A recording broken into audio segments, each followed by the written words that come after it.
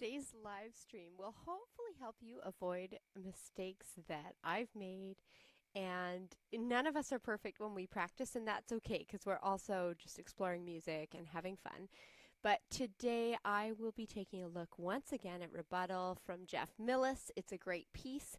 And we'll talk throughout about what things I would have done different if I was learning this all over again. This is a spring break project. Be sure to say hi in the comments if you drop by. So I'm going to start really slow because I didn't do any warm-ups before I started. Now that's something that if you are new to music making or if you are playing something demanding, you'll want to do some warm-ups, and we'll talk about that a little later. But I'm going to use the actual music as my warm-up and just start slow.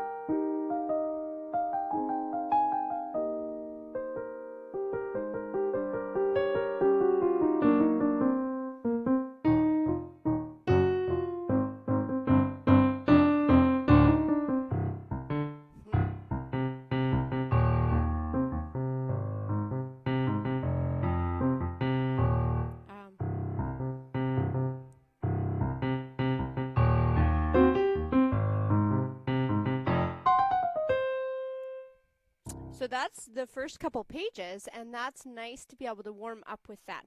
So in today's stream, I thought I'd chat about how you could learn a piece faster than me by avoiding my mistakes. So the first thing I didn't do as thoroughly, if you follow this live stream of practice in progress, I'm learning this piece for the first time in the last week and a half. And usually I'm pretty careful with analysis, but I actually leapt into this one. I didn't do a ton of analysis. On the stream, I didn't even talk about what the key signature was, or the fact that we saw a little bit of the blues scale kind of peeking out of this C minor key signature. So that's something I would suggest that you could do better than me. The next thing I would suggest is rhythm, and even away from the keys. So sometimes we get caught up with the sounds that we're creating, and it can be hard to learn a rhythm really accurately at the keys. For some, you might have to do it at the keys, but I sometimes, to slow my roll, will take something away from the keys and learn it there. So if you like, you can drop in the comments what you're learning right now. I'm going to go over this one more time, the first two pages, and then I'm going to take a peek at pages 3 and 4, see how they're coming along. Then we'll talk about more things that I would do different if I was learning this all over again. Let me know if it's too loud or too quiet on your side.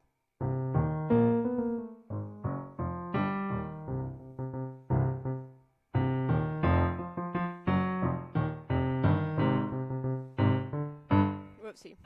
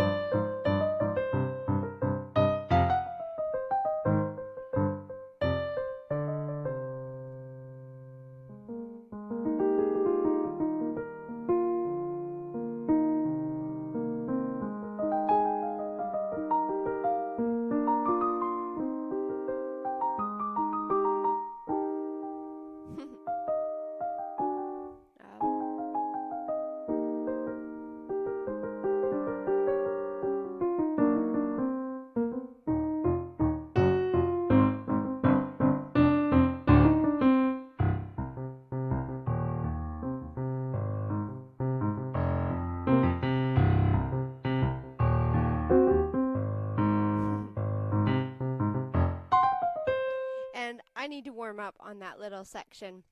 It's coming a lot smoother, but I took it on at a faster speed just to see where I was at, and that's fun. So I'll slow it down.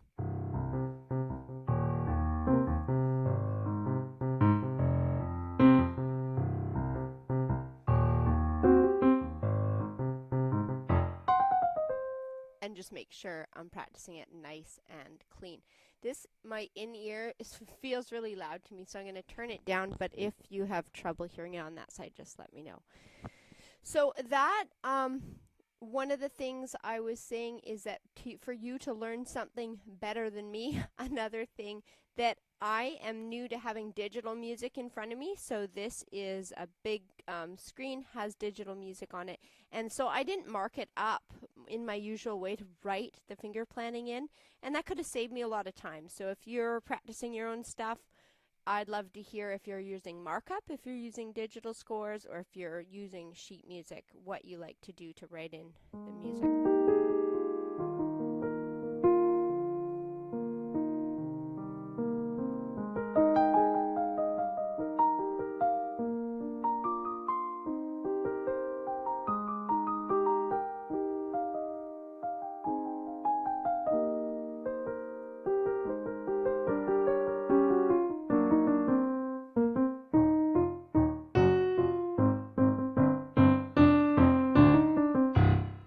Now that lyrical section, I could have saved myself a lot of time by actually even just playing the left hand alone. So I kind of raced into hands together because I was like, oh, this is not too difficult. It's very familiar lyrical style.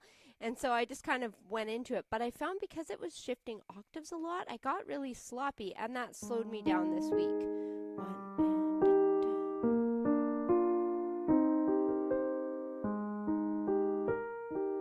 And right there was a sticky spot for me. 1 and 2 and again, it fits really nice under my hand, so it was more just how it was in my mind, but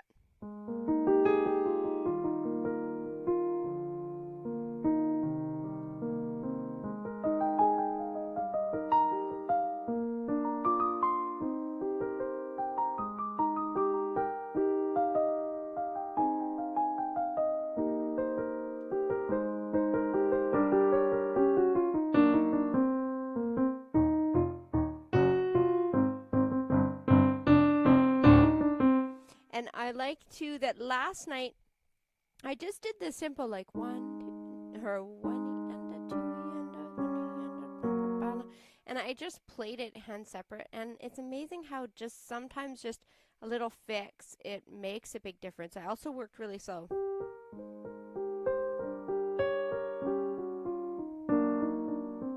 Jeff has great finger planning marked into the score, and he had also suggested 2, 4, and it's amazing. You listen to a great composer, and the finger planning doesn't always work the same. You really have to listen to your own hand and your own body and the music you're making, but often it is a great thing to consider the fingering that's marked in.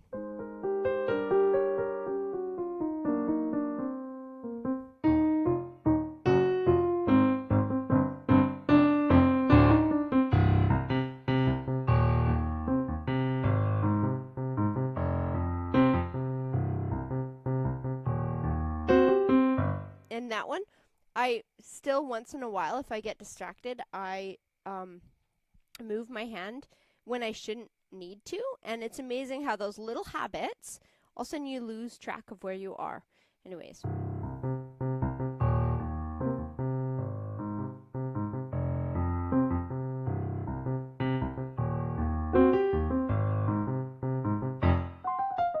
Yeah, just keeping my left hand where it needed to be. It's amazing how that helps, doesn't it? The next thing I thought we didn't really check in on was warm-ups. And in the past, I would have done like a whole regime of warm-up scales and arpeggios and chords. And I especially liked diminished chords as a student. And they were just really fun because I didn't have to think so much about the changing fingering.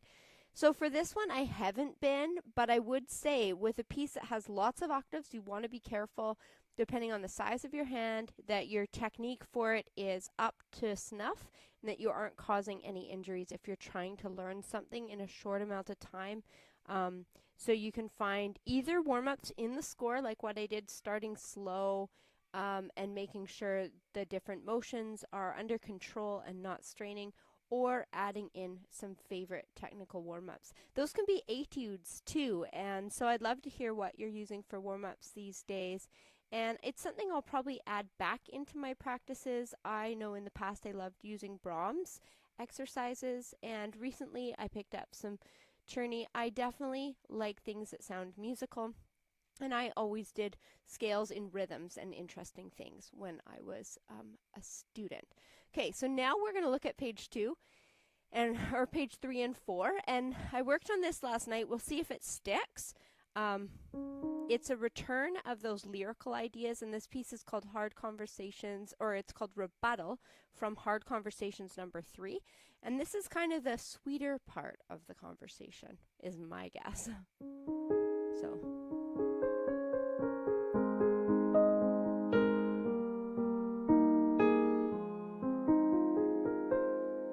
I'm starting slow.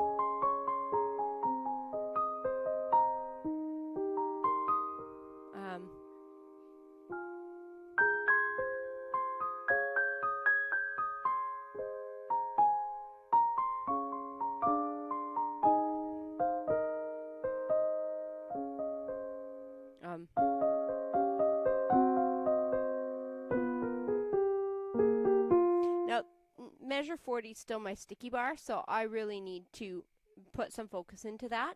The next part goes straight to the end, and then I'll return to measure 40 again, because that's something I need to actually focus on.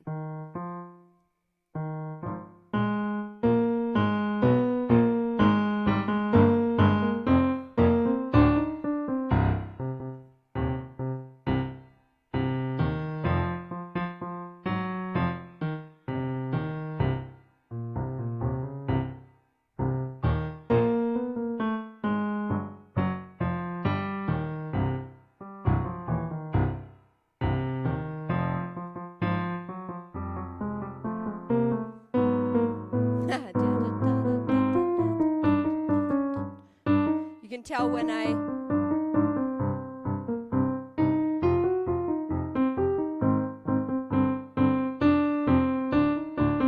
don't know if you ever have those moments that you're like, yes, I have it, and then you totally jinx yourself. So that's what happened to me just then, is I was like celebrating way too soon.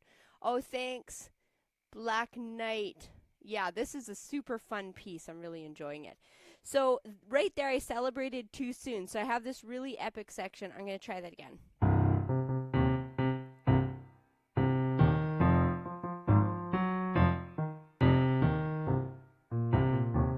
It goes much faster in the end,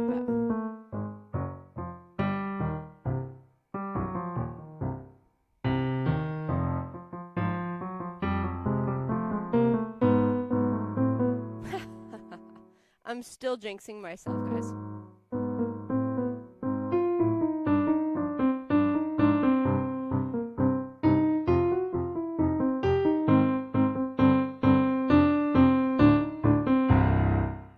Okay, so it's easy to jinx ourselves, but also, what do I have to do to fix it? I definitely need to slow down, and I think the sticky spot is going from this left hand and into this.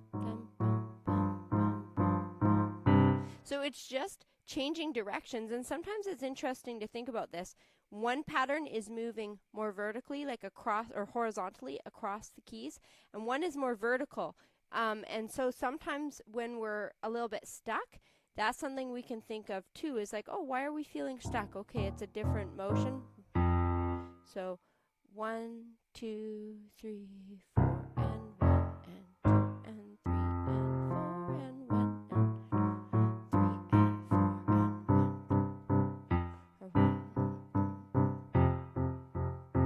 and 1. I'll try it a little slower. Let's see if we can do it.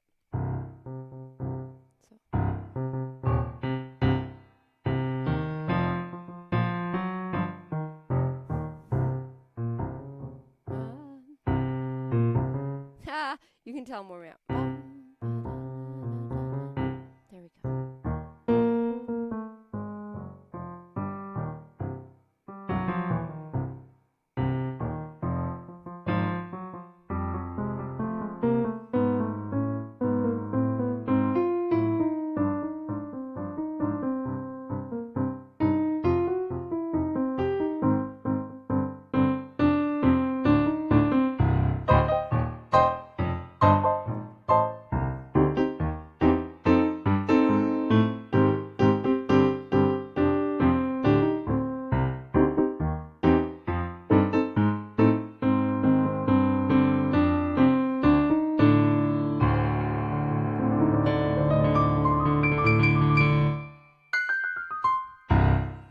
So this one is just so much fun to play, and if you've been following along this week, thank you. It is a lot to be listening to someone practice because you hear more of the process, you hear more of the mistakes, and you hear sections repeated again and again. So if you have a pianist in your home or a student, or you're like married to a piano teacher like my poor husband and family, just kidding, not kidding, then you're going to hear a lot of the same things happening again and again.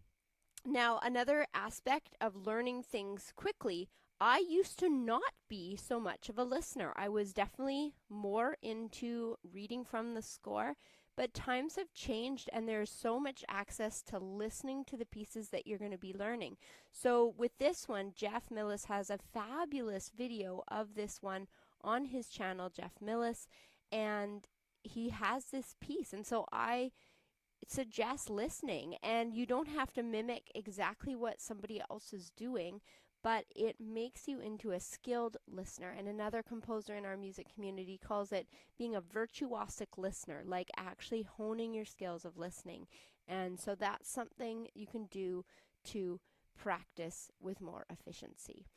The next thing that I am very bad at, and I might have some fellow speedy like Sonic players in the comments, but I am also terrible at slowing things down. Even when I feel like I'm slow, I need to get even slower and sloth speed. So with my students, I often say that they could choose like 3 different tempos to work something out. It's not that you have to play every single time slow, but you're aiming for accuracy, and if you can't keep it accurate, you either have to change your knowledge of what's happening, you have to figure out if there's a rhythm catching you up, a note catching you up, or you need to change the tempo to give your brain more processing speed. So for instance, in this section, I've already practiced it a couple times sloppy, so I actually need to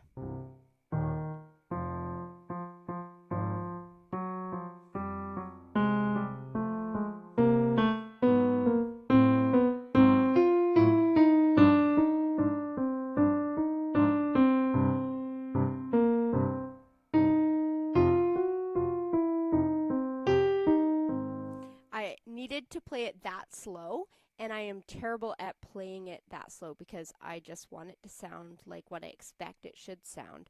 But one thing we talked about in another stream was that if we keep playing it too fast, we also give ourselves this feeling like it's our worst section, when it might not be a terrible section. You might be fully capable of playing it, but you kind of jinx yourself because you're thinking, there's no way I can play this clean, which you can't at the higher speed. But if you slow it down, you can play it just fine, and then you're not causing that like mental distress of being like, oh, I'm terrible at this section. And whether you're a teacher, whether you're a player, I feel like we're all going to go through this at some point, and I definitely am no exception to that. And there's other people in the world who can definitely learn things far faster than me too. But we're all on our own journey. So I hope that will help too. Okay, back to the music. I am just here practicing, and I'm really honored that some of you are popping by and listening in.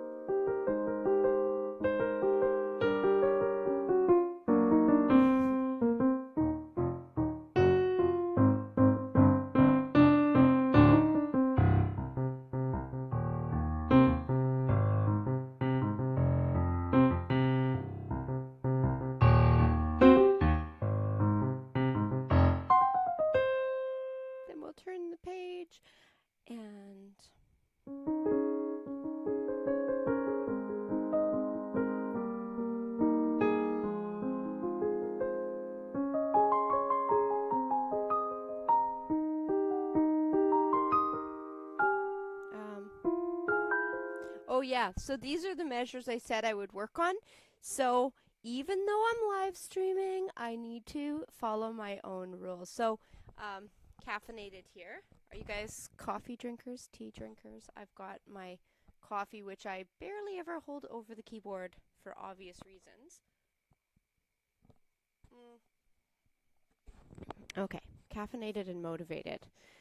So this section, it was feeling a bit smoother last night and in the last live stream, but again, your trouble areas are going to come out when you're a bit under pressure, and it's not so much like, oh, I could do this better at home, because we all feel that.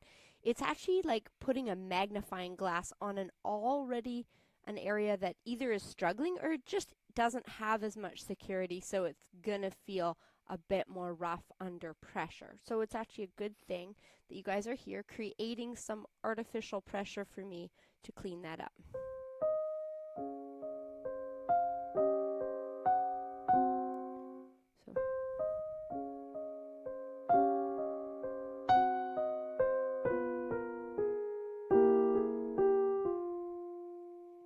So no wonder I'm not playing it at speed. It's really cool and syncopated. 1 E and a 2 E and a 3 E and a 4 E and a. So it has that like really cool sound to it.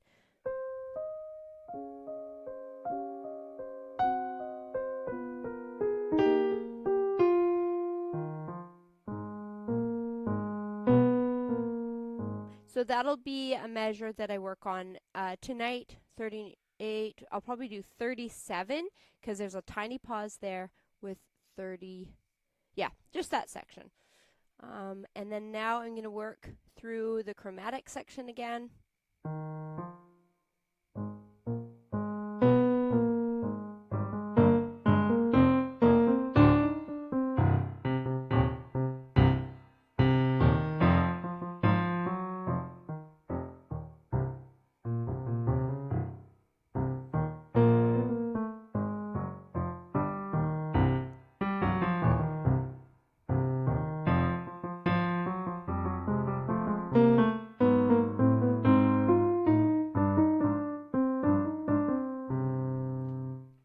Getting there, but not clean enough, and wouldn't want to pass this opportunity up to practice it, even though I am live streaming the practice process. So yeah, for those of you just stopping in, this is the piece I'm working on, Rebuttal, Hard Conversations number 3. It's by Jeff Millis. I hope that some of you check out his channel too and listen to his music. It's a brand new channel and just the first few subscribers, so it's definitely worth listening to his music. Modern contemporary composer doing great things.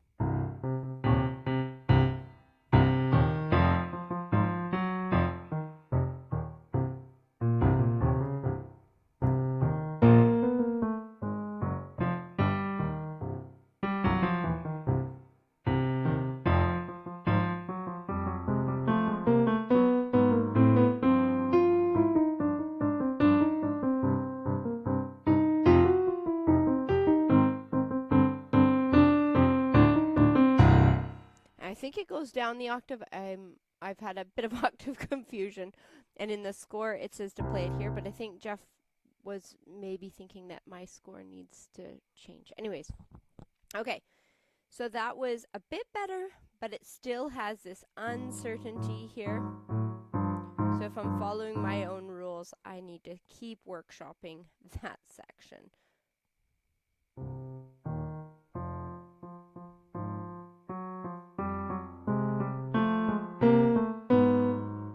And it says 3, 2, 3, 1, 2,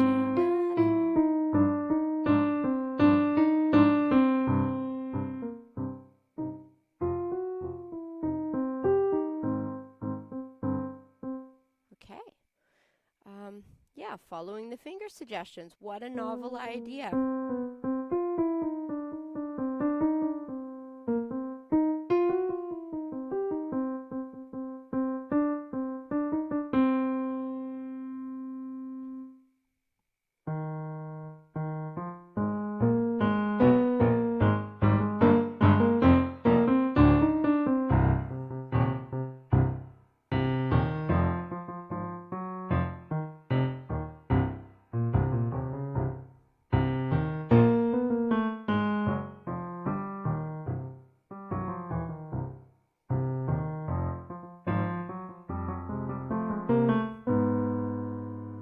And sometimes landing there is something that I'll work on, and then every time move the landing forward to add security. So I might go, you know what, I'm having trouble landing, so I'll come into it like this. And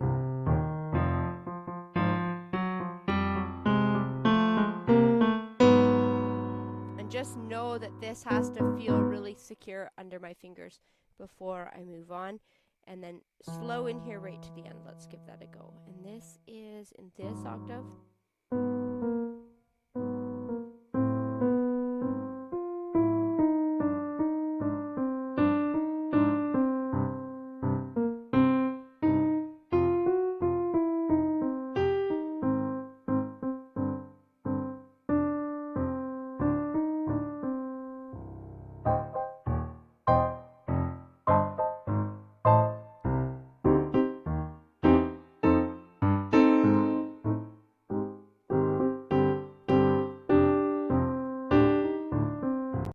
Yeah.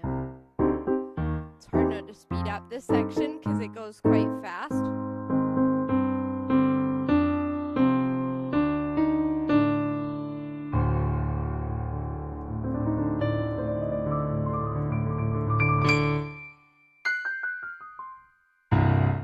And that should sound like a big grand flourish. I love that this is like part of the blues scale, like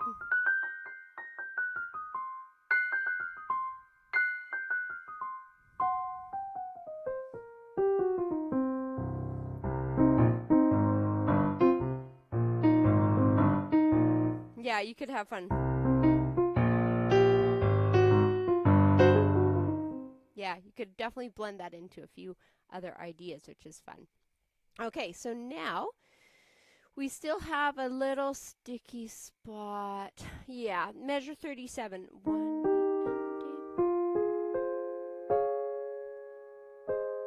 It obviously wasn't my left hand struggling, so I think it was this up here. 1.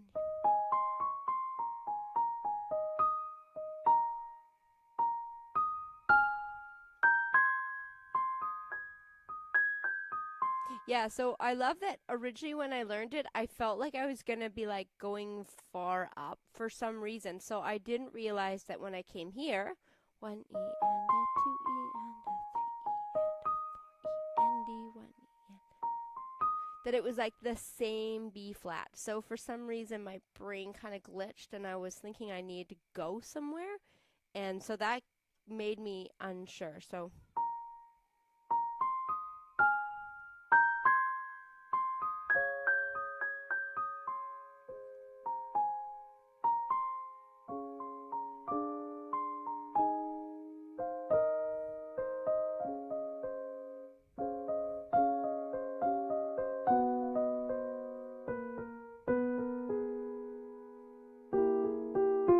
wasn't lying when I said measure 40 needs work. Anyways, it is such a great piece. So let's dig into that. I tend to get a little bit rattled and then think, oh, I'll just do that later. But that's something I have to watch for, right? Even in practice, you'll all have things that you're like, maybe I'll brush over that and I'll deal with it later. And then it comes back to haunt you again.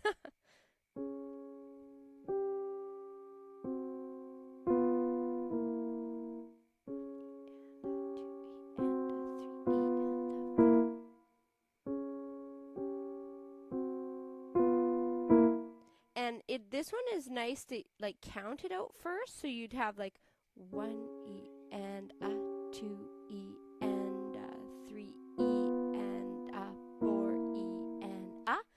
But then you also want to hear that what it sounds like, just thinking of the rhythm and getting that like,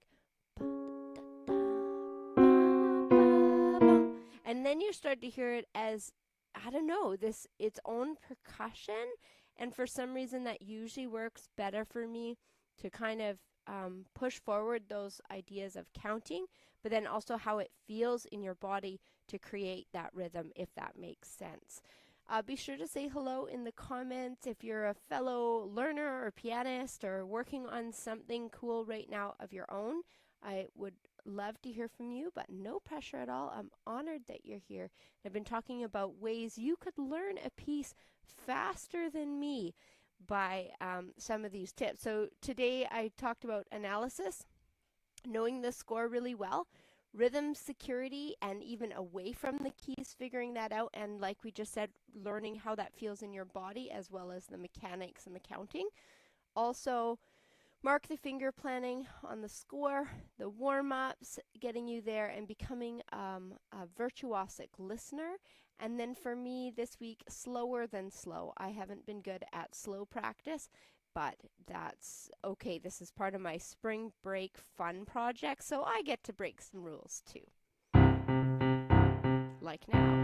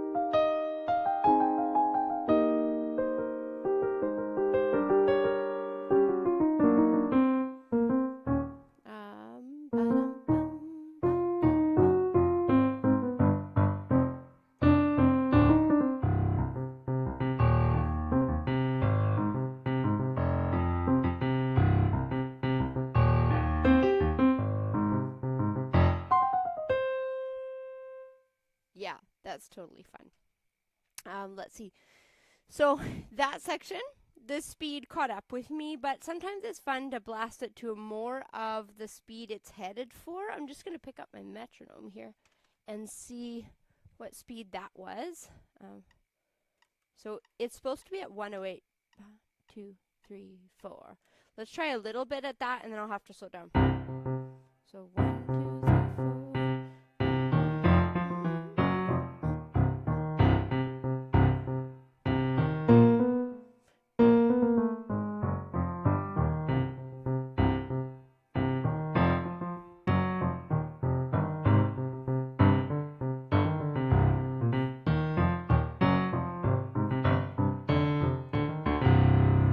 Yeah, so I still have lots of slow work to do, but that is okay. It's nice to see that it's now seeming possible to play at the goal speed, and there's just like smaller sections that would not be able to be at that speed now, but overall we're getting closer to the goal. Now, I don't know yet if I'm going to perform this piece or I might bring it out. We had a Lego and music making workshop lately with students, so I might play at a similar one. Our next performance for our students at Motif Music Studios is at a senior's home for dementia care. So what do you think? Let me know in the comments. Is this going to rattle any dentures? I'm not sure. Although I have to say there's people in dementia care that love some edgy music. So maybe this would be a gift to them. I traditionally play something more like Danny Boy or some old classics, but maybe this is what they need.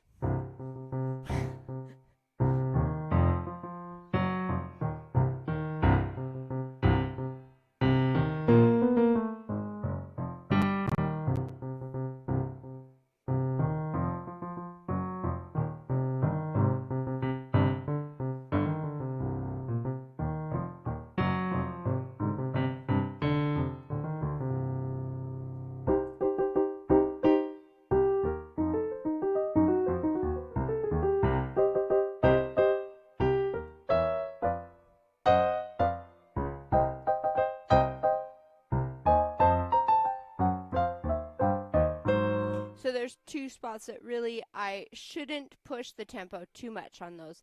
And one is that I get sloppy in here. I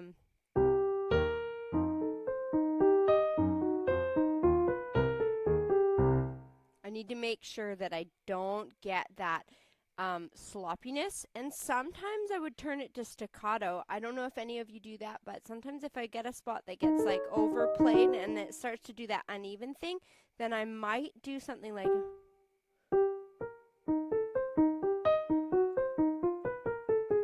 and it kind of shakes up my relationship with that passage, and it makes it a bit cleaner again. So let's try that. We'll go, oh,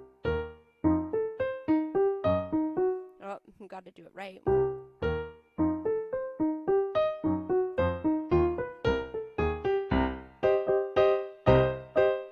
And it's just something that I've used in the past. Same with like ones with scale passages, then sometimes I'll do staccato work. So you could let me know if you've ever tried that.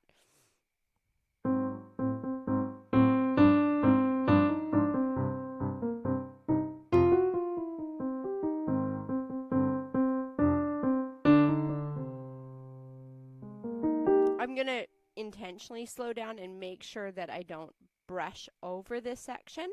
And this is the sweet section. Maybe it would sound good slow too.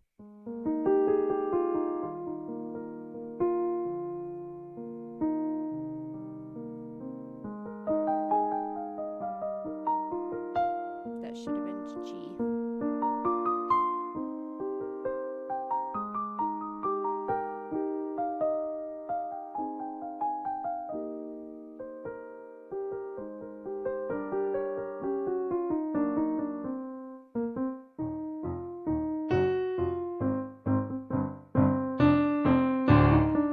I love how it just suddenly changes moods. We have this like really demure sounding section. It says sweetly with pedal, and then it transitions into a no pedal section, this bum bum bum bum.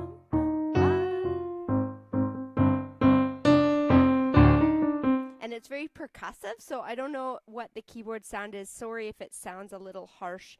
On an acoustic piano, you can kind of meter out the sound, and a lot of sound production comes from the arms and wrists and shoulders, I feel like, on an acoustic instrument, and we kind of have to fake it on a keyboard, but the keyboard is easier to record from, although this poor Yamaha does need a replacement sometime soon. It's a very 90s keyboard that has been a workhorse, but I fear it's coming to its end.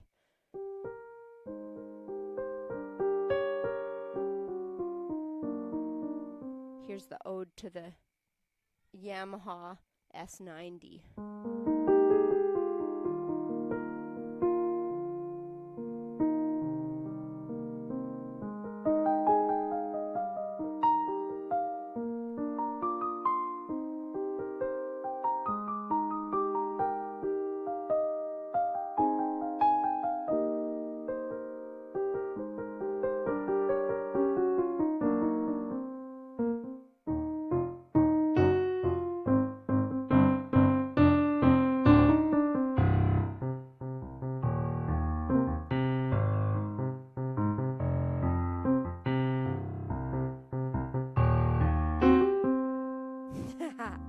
If I move my E flat, my thumb, then I definitely screw that section up. So it's a good reminder, right? That sometimes we do a movement that isn't required, and it can cause a change in our motor planning for that. And I'll admit my brain is a little more tired lately. I actually have a very complicated brain condition where I have a few different brain bleeds at once right now, so it's actually very miraculous that I'm playing and enjoying music, so that's a whole other side story.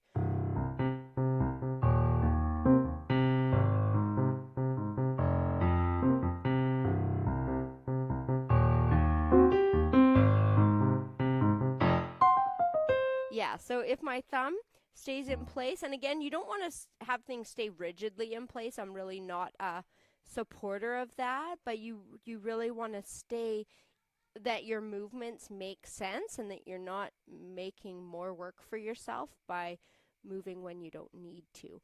You'll also see that I do a bit more of this kind of motion. You can't see it so much, but I often, my staccato octaves, I'm really trying to keep this wrist mobile when I'm playing, and that to me is a motion that feels very therapeutic. Like when I sit down and play this, I'm not feeling exhausted or tired. So even though in recent years I haven't had like a 3 or 4 hours a day sort of practice regime like I have in the past, but I can sit down and play for an hour and it doesn't really impact me at all if I am taking care that my technique is staying relaxed. So it's a bit more like using the wrist as what would you call it if you're mountain biking? Shocks. Like shocks, and that could help.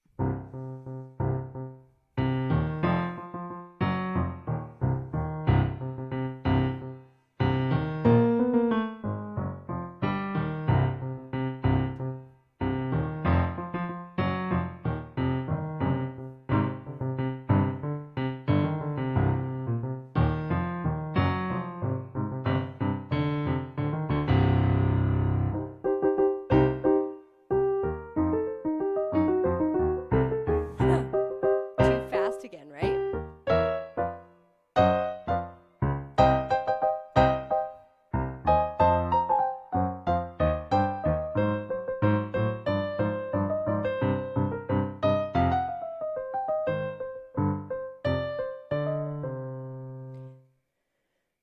Yeah. So piece by piece, right? We work it out. Now this piece is just 4 pages long, which in this stage of life I have 3 young kids, all boys. It's total chaos. I played squash this morning with them for an hour. I played ping pong at the rec center for another 45 minutes.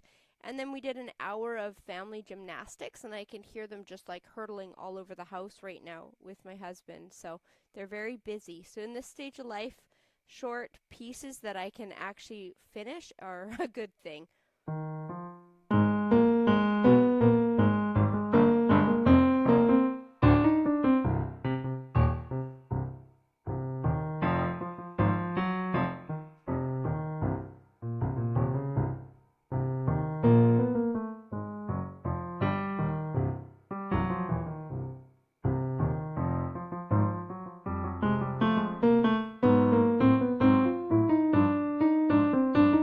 So close.